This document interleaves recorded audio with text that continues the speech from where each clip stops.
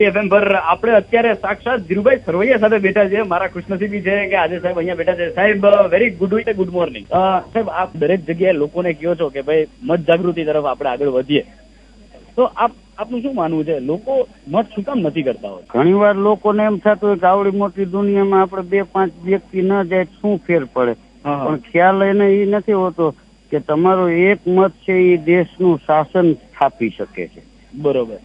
એટલે દરેક માણસે મતદાન ફરજિયાત કરવું જોઈએ.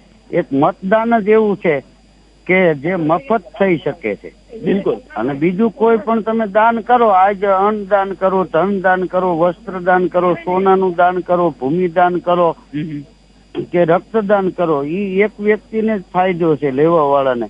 જયારે મતદાન છે એ આખા રાષ્ટ્રને ફાયદો છે. શું વાત છે, અતિશય સુંદર. એટલે દરેક વ્યક્તિએ ફરજિયાત મતદાન કરવું જોઈએ. એ દરેક નાગરિકની ફરજમાં આવે છે. મતદાનનો મહિમા છે મોટો, બરોબર, પણ ખ્યાલ કરીને મત આપવો, કોઈ જીતી જાય નહીં ખોટો. અતિશય સુંદર. ધીરુભાઈ સાથે મારે પરમ દિવસે વાત થઈ, એ જ વાત હું તમને અત્યારે સંભળાવું છું. એમની એક જ વસ્તુ યાદ રાખવા જેવી છે કે મતદાનનો મહિમા છે મોટો, ધ્યાન રાખજો કોઈ ચૂંટાઈ ન જાય ખોટો. રેડિયો મિર્ચી પર ધીરુભાઈ સરવૈયા સાથે વાતો ચાલુ રહેવાની છે. Stay tuned, it's hot.